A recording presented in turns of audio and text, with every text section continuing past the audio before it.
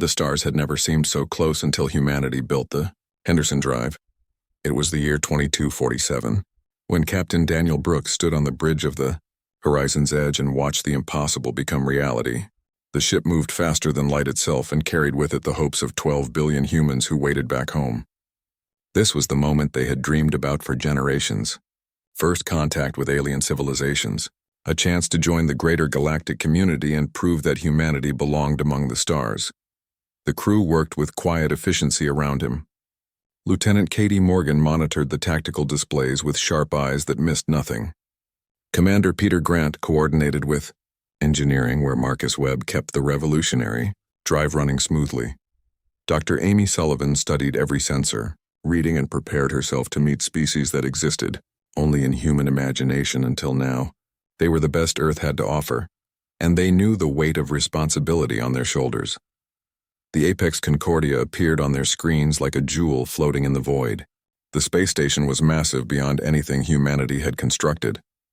It stretched across hundreds of kilometers and glowed with lights from 1,000 different ships. This was the heart of the Galactic Council, where 847 civilized species gathered to maintain peace across their corner of the galaxy. They had done so for 50,000 years while humanity was still learning to make fire and plant crops. Daniel felt his heart beat faster as they approached. He straightened his uniform and checked his appearance one final time. Everything had to be perfect. They were representing not just themselves but every human who had ever looked up at the night sky and wondered if they were alone. Today they would get their answer, and he prayed it would be the beginning of something beautiful. The docking procedures took hours. The Council's protocols were complex and demanded perfect adherence. Daniel didn't mind. He used the time to review his presentation again and again. He had practiced the speech 1,000 times but still felt nervous. How do you summarize all of human achievement in a few minutes? How do you make beings who had crossed the stars for millennia understand what humanity could offer? When they finally entered the Grand Assembly Chamber, Daniel had to stop himself from staring. The room was enormous and filled with beings from his wildest dreams. There were creatures that looked like they belonged underwater with scales that shimmered blue and green. Others appeared to be made of crystal and reflected light in rainbow patterns. Insectoid beings clicked and chittered while tall, graceful beings observed everything with large, gentle eyes. And at the center of it all sat High Arbiter Zeltharn of the Vrexian Empire. The High Arbiter was impressive and intimidating in equal measure. His aquatic features suggested intelligence and age beyond human comprehension. When he spoke, his voice carried the weight of authority that came from leading the Council for 3,000 years. He welcomed the humans with formal courtesy that felt cold despite the polite words. Daniel pushed down his unease and began his presentation. He spoke of Earth and its beauty. He showed images of art that had moved millions to tears and music that stirred the soul. He presented scientific discoveries that had unlocked the secrets of matter and energy. He talked about philosophy and literature and all the ways humanity had struggled to understand itself and the universe. He was proud of what his species had accomplished in such a short time, and he let that pride show in his voice. The Council listened in silence. Daniel could not read their expressions. Were they impressed or bored? Did they see potential or something else? He finished his presentation and waited for their response. The High Arbiter announced that the Council would deliberate and deliver their verdict in 3 days. The humans were escorted to quarters and left to wait. Those 3 days felt like 3 years. The crew tried to stay busy, but tension filled every moment. Katie ran combat drills that nobody needed. Peter reorganized supply manifests that were already perfect. Amy studied the limited information they had on Council species and tried to predict the outcome. Marcus tinkered with the engines and muttered to himself. Daniel walked the corridors and tried to project confidence he didn't entirely feel. On the 3rd day, they were summoned back to the Grand Assembly. The chamber felt different now. The atmosphere was heavy with judgment. High Arbiter Zeltharn rose and the room fell silent. His words would determine humanity's future, and everyone knew it. He began by acknowledging humanity's achievements. For a moment, Daniel felt hope surge through him. But then the tone changed. The High Arbiter spoke of Earth's history, and his words cut like knives. He described the wars that had killed millions, the environmental destruction that had poisoned air and water, the nuclear weapons that could render the planet uninhabitable, the competition and conflict that seemed to define human nature. The Council had reviewed everything. They had studied human history from the first civilizations to the present day. They had analyzed human psychology and social structures. They had compared humanity to the hundreds of species that had come before. And they had reached a conclusion. Humanity was denied membership in the Galactic Council, but it was worse than simple denial. The word banned echoed through the chamber and hit Daniel like a physical blow. Humanity was classified as a proto-civilized aggressive species. They were deemed unsuitable for galactic society and would remain so for a minimum of 500 years. The restrictions came next, and each one felt like another wound. Humanity was confined to a 50-light-year quarantine zone around Earth. Any human vessel that crossed that boundary would be destroyed without warning. Trade with Council species was forbidden. Access to advanced technologies, including medical treatments that could extend life for centuries, was denied. Humanity was to remain isolated until they proved themselves worthy. Daniel tried to protest. He argued that humanity had learned from its mistakes. He pointed out that they had achieved global peace and unity to reach the stars. He begged them to reconsider, but High Arbiter Zeltharn was unmoved. His final words burned themselves into Daniel's memory. Humans were children playing with weapons they didn't understand. They were incapable of the unity required for galactic citizenship. They were dangerous and would remain quarantined for their own good and the good of civilized species everywhere. The journey back to Earth was silent. The crew that had left with such hope returned with shame and anger. When they entered orbit, Daniel could see the lights of cities below. 12 billion people waited for news. He would have to tell them that the galaxy had judged them and found them wanting. He would have to explain that humanity's greatest achievement had been met with rejection and contempt. President Linda Hayes met them at the landing facility. She listened to their report with a face carved from stone. Then she made a decision that would change everything. If the galaxy would not accept humanity, then humanity would prove them wrong. They would not beg or plead. They would build their own power and return on their own terms. The Galactic Council had made their judgment, but humanity would have the final word. 20 years passed in silence. The galaxy moved on and forgot about the humans who had been rejected and confined to their small corner of space. The Council returned to its usual business of maintaining peace and order across 847 member species. They assumed humanity would spend centuries trying to meet their standards and perhaps one day would be ready to apply again. They were wrong about everything. Inside the quarantine zone, something extraordinary was happening. Admiral Daniel Brooks stood in the observation deck of the orbital command station and looked out at what humanity had built. 47 new worlds now hosted human colonies. Mars alone had 800 million people living in cities that stretched beneath protective domes and deep into the ancient rock. The asteroid belts had been transformed into massive shipyards, where thousands of workers constructed vessels that the Council had never imagined. Every planet told a story of human determination. Venus had been tamed through advanced terraforming that cooled its hellish atmosphere. Europa's oceans beneath the ice now contained floating research cities. Titan's methane lakes powered industrial complexes that produced materials for the growing fleet. Even distant worlds in the Oort cloud hosted secret facilities, where humanity's most advanced projects took shape away from any possible observation. Dr. Amy Sullivan had become the director of the Xenological Institute, and her work had been invaluable. Without direct contact with alien species, she had led teams that intercepted Council communications and studied them with obsessive detail. They analyzed language patterns and cultural references. They built psychological profiles of different species and learned how they thought and what they valued. Humanity studied their neighbors the way a master strategist studies an opponent before battle. Marcus Webb had risen to become Chief Technology Officer of Earth, and his contributions changed everything. The rejection by the Council had lit a fire in human innovation. Without access to alien technology, humanity had been forced to develop everything from scratch. The results surprised even the most optimistic scientists. The Henderson drive had gone through 7 major revisions, and the latest version allowed faster-than-light travel at speeds that exceeded Council vessels by 300%. Dr. Sophie Martin led the quantum communications project that gave humanity something the Council had never achieved. Her networks allowed instantaneous communication across hundreds of light years with perfect clarity. A commander on Earth could coordinate with a fleet at the edge of the quarantine zone without any delay. The military implications were staggering, but the technology also united humanity's far-flung colonies in ways that strengthened their sense of common purpose. Engineer Kyle Patterson developed materials and manufacturing techniques that seemed to defy physics. His adaptive armor learned from damage and repaired itself. His power systems generated more energy from smaller reactors than Council technology could match. His ships were faster and more maneuverable than anything humanity had built before. Every breakthrough built upon the last and pushed the boundaries of what was possible. The most controversial advancement came from researcher Nathan Cross and his neural link system. The technology created a direct interface between human brains and computer systems. A pilot with the neural link could control their ship with the speed of thought. Gunners could target and fire in milliseconds.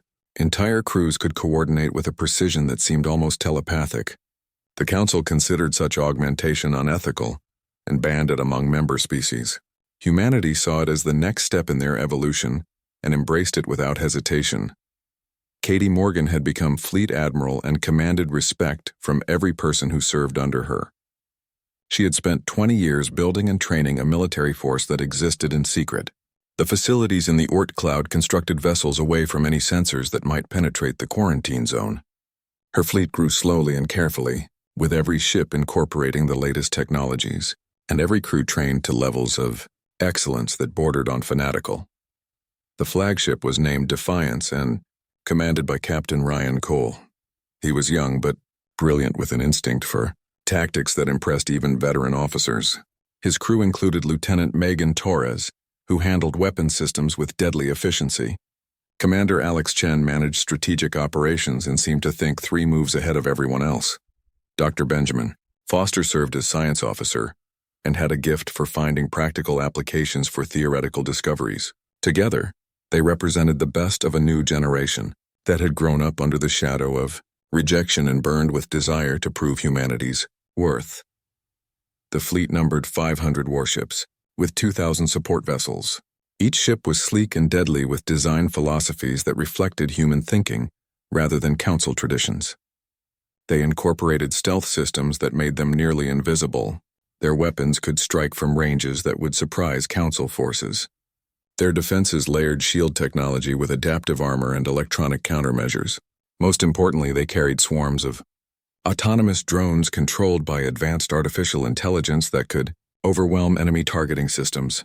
Admiral Morgan implemented training programs that pushed crews to their limits and beyond. They ran simulations of every possible combat scenario.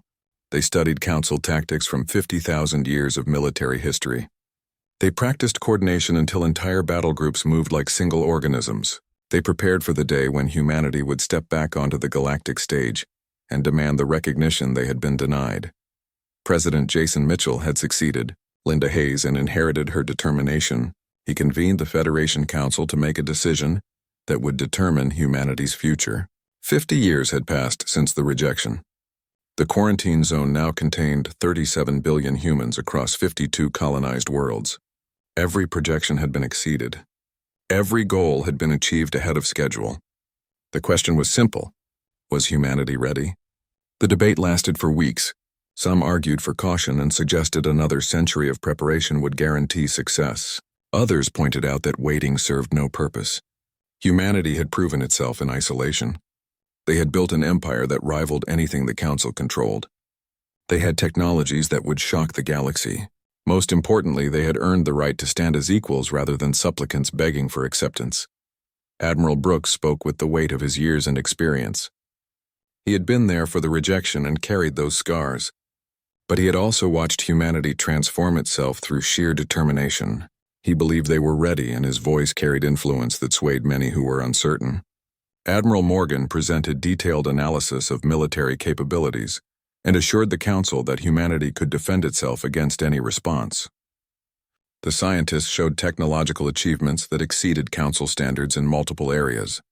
The vote was unanimous. In 6 months, on the 50th anniversary of the rejection, humanity would cross the quarantine boundary. They would not ask permission or apologize. They would announce their presence as an independent power and demand recognition as equals. The Galactic Council had judged them unworthy 50 years ago. Now humanity would prove that judgment wrong and show the galaxy what humans could achieve when pushed to their limits and beyond. The Defiance led 50 vessels across the quarantine boundary, and every sensor in the region screamed warnings. Captain Ryan Cole sat in his command chair and felt the weight of history pressing down on him. Behind him stretched a line of human warships that represented 20 years of secret construction and preparation. Ahead lay the neutral trade world of Nexus Prime, where hundreds of species conducted business under Council protection. This was the moment when humanity would announce its return to the galaxy. Council patrol vessels scrambled in confusion as they detected the human fleet. Their sensors struggled to analyze ships that didn't match any known design patterns. Energy signatures suggested power generation methods that shouldn't exist. The vessels moved with speed and precision that seemed impossible for ships of their size. Emergency transmissions flooded Council communication networks as officers tried to understand what they were seeing. High Arbiter Zeltharn received the reports in his chambers on the Apex Concordia. He was ancient now even by Vrexian standards, and had led the Council through 3,000 years of relative peace. The news that humans had crossed the quarantine boundary shocked him. They were supposed to remain confined for 500 years. 50 years had passed. Something had gone terribly wrong or terribly right depending on perspective. At Nexus Prime, merchant vessels from hundreds of species stopped their normal activities to watch the human fleet arrive. The ships moved in perfect formation and radiated confidence that bordered on arrogance.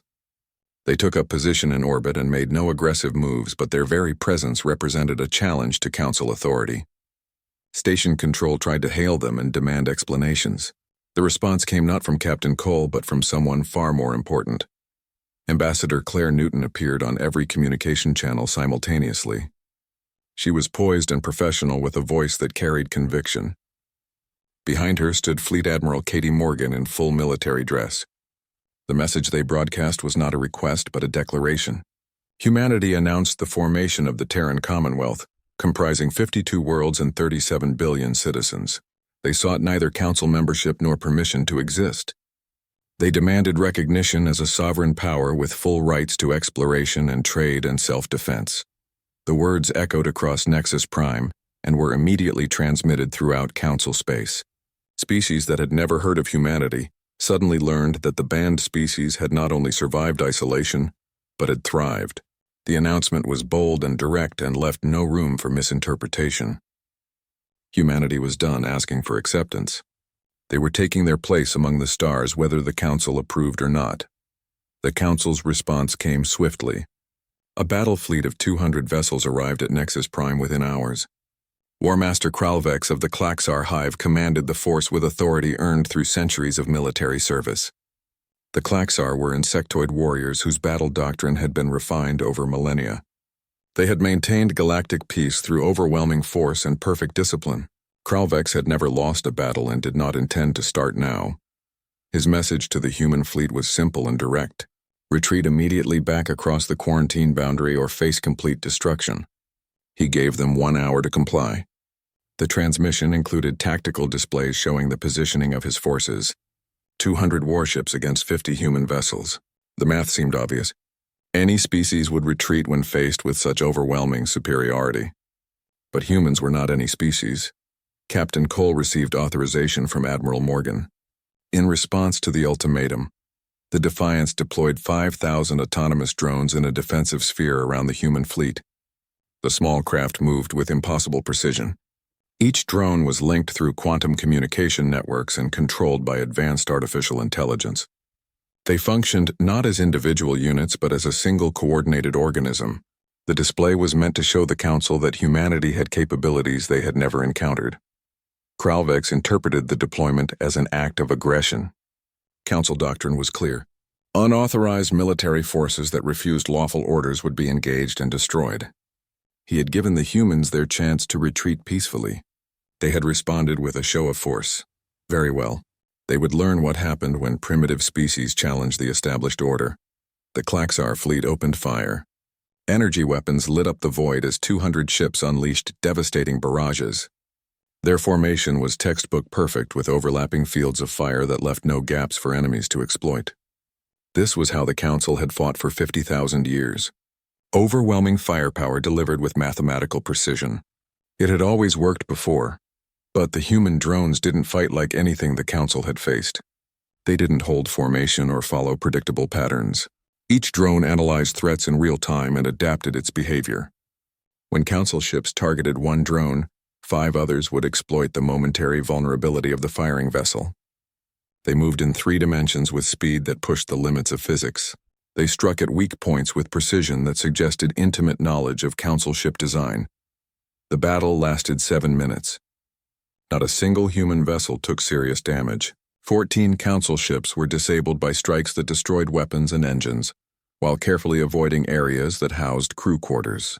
The targeting was so precise that it seemed almost surgical. The Klaxar fleet retreated in disarray, having encountered tactics that their millennia of experience had never prepared them for.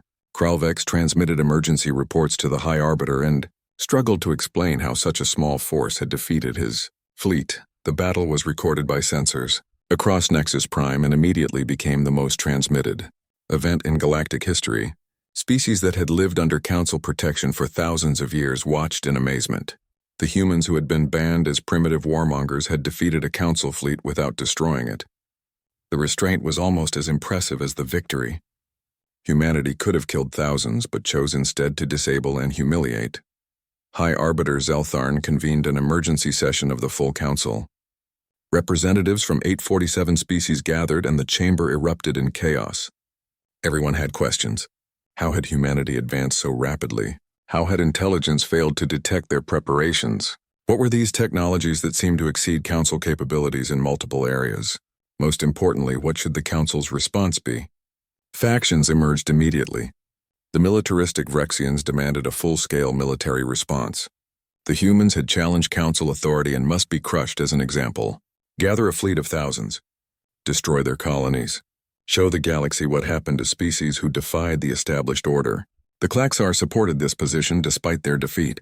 Honor demanded that they wash away shame with human blood. But other voices rose in opposition. Archon Sulvarin of the Draenei Union was a philosopher who had served on the Council for 2,000 years. He suggested that perhaps the Council should consider negotiation instead of war. The humans had proven themselves capable not just in technology but in restraint. They could have destroyed the Klaxar fleet but chose not to. That suggested wisdom and maturity rather than the primitive aggression the Council had judged them for. The Luminar Collective had been silent for centuries, but now their crystalline representative spoke. Perhaps the Council had been wrong. Perhaps humanity's rapid advancement proved they were ready for galactic society. Perhaps the real problem was not human capability but Council arrogance. The words sparked outrage among traditional members, but planted seeds of doubt in others. The Galactic Council fractured for the first time in 10,000 years. High Arbiter Zeltharn called for a massive military response and began assembling a fleet of 2,000 vessels to crush human defiance. He framed the situation as defending galactic order against dangerous precedent. If humanity could challenge Council authority and succeed, then other species might follow. The carefully maintained hierarchy that had brought peace for millennia would collapse into chaos. But Archon Sulvarin of the Draenei Union publicly broke from Council consensus in a historic speech that was transmitted across the galaxy. He argued that the Council had grown complacent and arrogant during its long reign. The humans had proven themselves capable of remarkable advancement, and more importantly had shown restraint when they could have chosen destruction. They had disabled the Klaxar fleet rather than annihilating it. That suggested they were not the violent primitives the Council had judged them to be. 50 years ago, several minor species that had long felt oppressed by Council dominance began quietly communicating with humanity. They sent diplomatic channels through neutral intermediaries and expressed interest in learning more about this Terran Commonwealth. The rigid hierarchy that maintained peace was maintained through force and the threat of force. Now that humanity had shown that force could be challenged, others began to wonder if change was possible. Admiral Daniel Brooks and President Jason Mitchell developed a two-pronged strategy in response to the Council's division. Militarily, humanity had to prepare for full-scale war because Zeltharn would not back down easily. Diplomatically, they needed to divide the Council further and gain allies among species that shared their vision for a different galactic order. The combination would either force the Council to negotiate or give humanity the strength to survive what was coming. Ambassador Claire. Newton led diplomatic missions to sympathetic species and discovered that many had grievances they had never dared voice. She visited the Talon Republic and found avian traders who chafed under council restrictions that limited their commercial activities. The Talon were natural merchants, but council regulations favored established powers and kept smaller species dependent. Newton offered them free trade agreements and access to human technologies in exchange for political support. She met with the Verge Collective and listened to silicon-based life forms explain how they had been denied full council membership for being too different. The council claimed to value diversity, but in practice demanded conformity to biological norms. The Verge had been classified as associate members with limited rights and no real voice in decisions. Newton told them that humanity valued capability over biology and offered full partnership in the Terran Commonwealth. Her message remained consistent across every meeting. Humanity did not seek to destroy the council but to transform it. The galaxy needed a new order that respected sovereignty and diversity rather than enforcing conformity through military might. She spoke of democratic principles and equal representation. She offered technological exchange and mutual defense. Most importantly, she listened to grievances that the council had ignored for centuries and promised that human voices would amplify theirs. Meanwhile, Admiral Katie Morgan prepared for war. With the thoroughness that had made her legendary, the Terran Commonwealth expanded its defensive perimeter and established forward bases at key locations. New shipyards worked around the wheel, clock-building vessels and producing the drones that had proven so effective at Nexus Prime.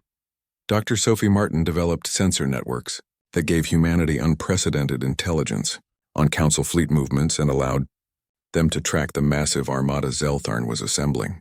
The attack came at Cronus Station, which was humanity's largest military outpost outside the original quarantine zone. Zeltharn chose the target deliberately. Destroying it would demonstrate council power and force humanity back into isolation. His armada of 2,000 vessels was the largest fleet assembled in 500 years. Every major council species contributed ships. The Vrexians led with their heavy battleships. The Klaxar brought their carriers filled with fighter craft. The Luminar provided their advanced shield technology despite their political reservations. This was meant to be an overwhelming show of force that would end human defiance forever. Captain Ryan Cole commanded the defense with 300 human vessels. He was outnumbered nearly 7-1 and everyone knew it. But he had advantages the council did not anticipate. The neural link system allowed his crews to respond to threats in milliseconds rather than seconds. Quantum communication enabled perfect coordination across the entire defensive fleet. Adaptive artificial intelligence learned from every council tactic in real time and adjusted human responses faster than any organic commander could manage. The battle began with a massive barrage from council forces. Energy weapons and missiles filled space with destruction. Zeltharn expected the human station to fall within hours under such overwhelming firepower. Instead, Cronus Station's defensive systems activated and revealed capabilities that shocked the attackers. Shield generators created overlapping protective fields that distributed damage across multiple emitters. Point defense systems tracked and destroyed incoming missiles with near-perfect accuracy. Counter-battery fire struck back at council ships with precision that seemed impossible. Captain Cole deployed his fleet in guerrilla tactics that frustrated council formations. Human ships would strike hard at vulnerable targets, then retreat before the enemy could respond. They used the station's mass as cover and exploited gaps in council coordination. When Vrexian battleships advanced, the humans targeted their support vessels. When Klaxar fighters swarmed the drones deployed in clouds that overwhelmed their targeting systems. Every time the council adapted to one tactic, the humans shifted to another. The battle raged for 3 days. Human vessels took damage and casualties mounted, but the defense held. Cole rotated damaged ships out of combat and brought fresh vessels forward. His crews fought with determination born from 50 years of preparing for this exact moment. They knew the galaxy was watching. They knew that defeat would mean the end of human independence. They fought not just for Cronus Station, but for the right to exist as equals among the stars. On the third day, scanners detected new arrivals, and Cole felt his heart sink.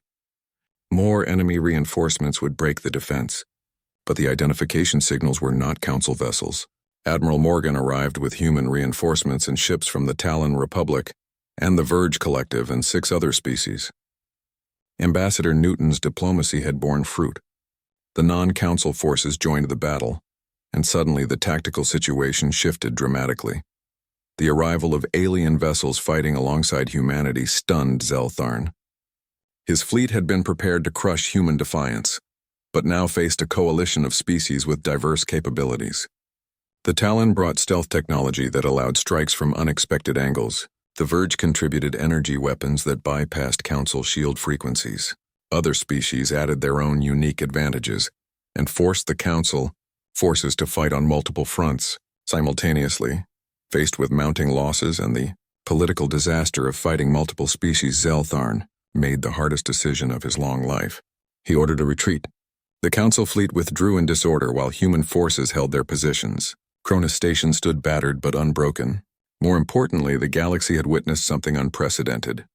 The Council's military option had failed, and humanity had allies willing to stand with them against the established order. The failure at Cronus Station changed everything. Archon Sulvarin of the Draenei Union proposed an unprecedented galactic summit on neutral ground to resolve the crisis through negotiation rather than continued warfare. High Arbiter Zeltharn reluctantly agreed after facing pressure from dozens of species who were tired of conflict and worried about the cost of further military action. The Council's authority had been challenged, and their response had failed. Now they had no choice but to talk.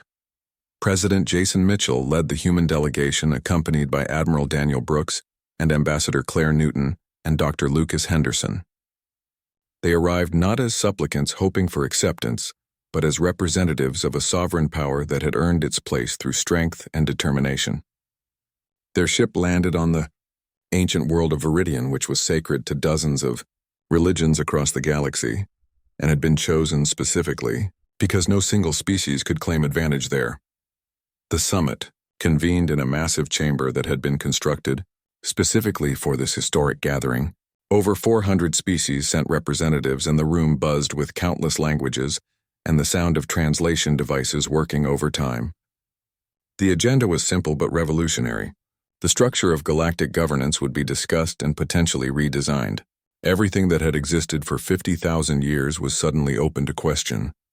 Ambassador Newton presented humanity's vision for a new galactic order.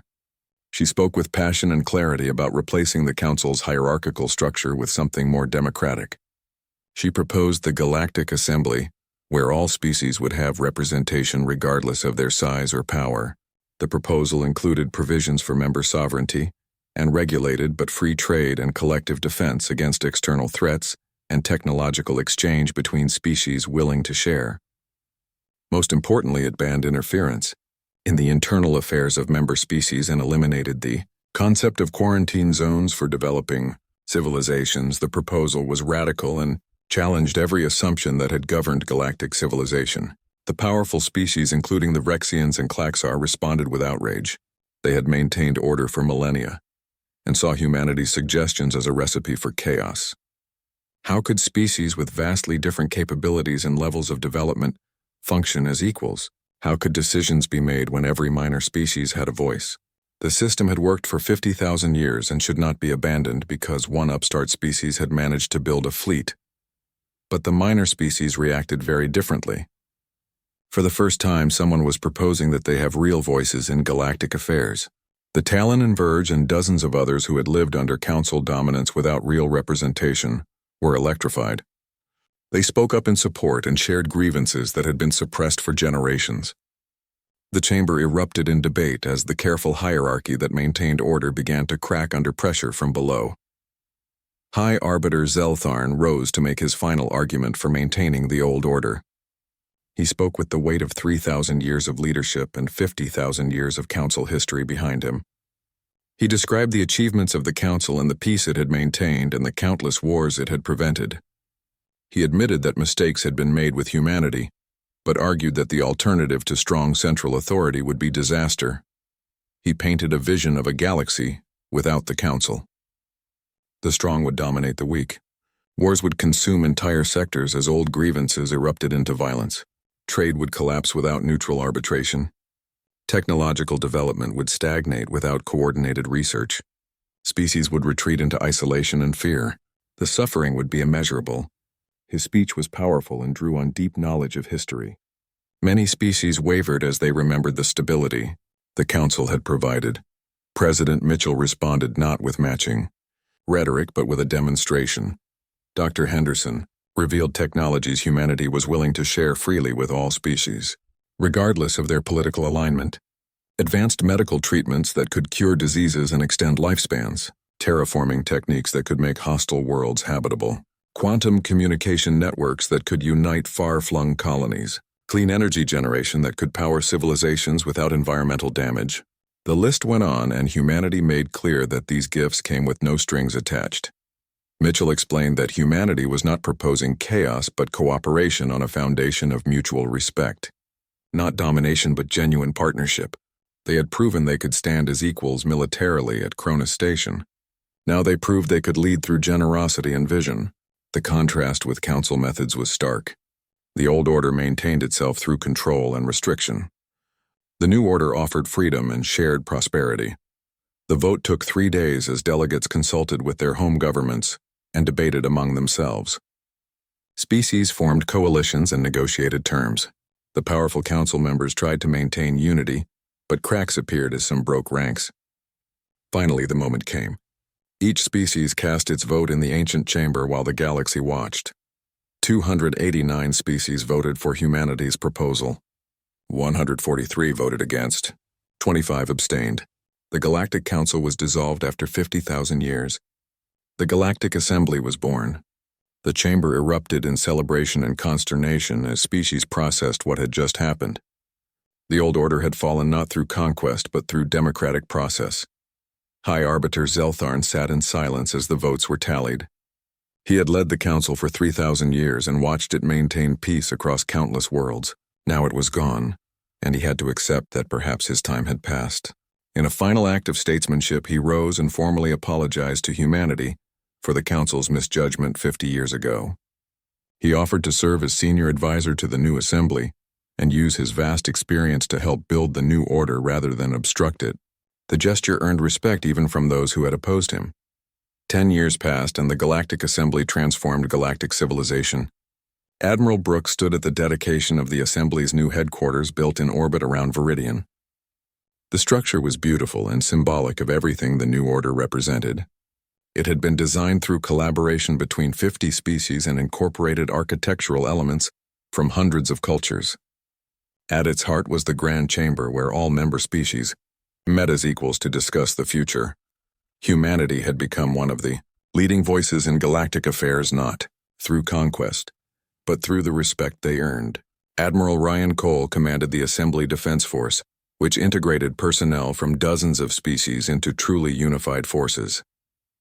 Lieutenant Megan Torres served as strategic commander, working alongside former enemies like War Master Kralvex, who had learned that cooperation brought better results than domination. Dr. Henderson led joint research projects that pushed the boundaries of science. Ambassador Newton had been elected as the Assembly's first Secretary General by unanimous vote. She worked tirelessly to ensure all voices were heard and conflicts were resolved through dialogue rather than force. The new order was imperfect and faced challenges, but it offered something the Council never had: hope for genuine equality and shared prosperity. President Mitchell addressed the Assembly on the 10th anniversary of its founding.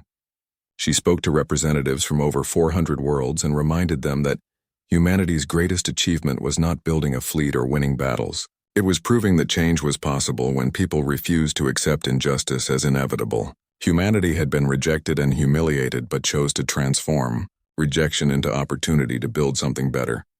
The Terran Commonwealth now spanned 89 worlds with 67 billion citizens, but humans could be found across the galaxy as traders and teachers and engineers and artists. They contributed to galactic society not as conquerors but as partners. The old council had judged humanity unworthy. The new assembly proved that worthiness was not given by others, but earned through actions and character. Humanity had not just built their own throne. They had built a table where everyone had a seat and every voice mattered.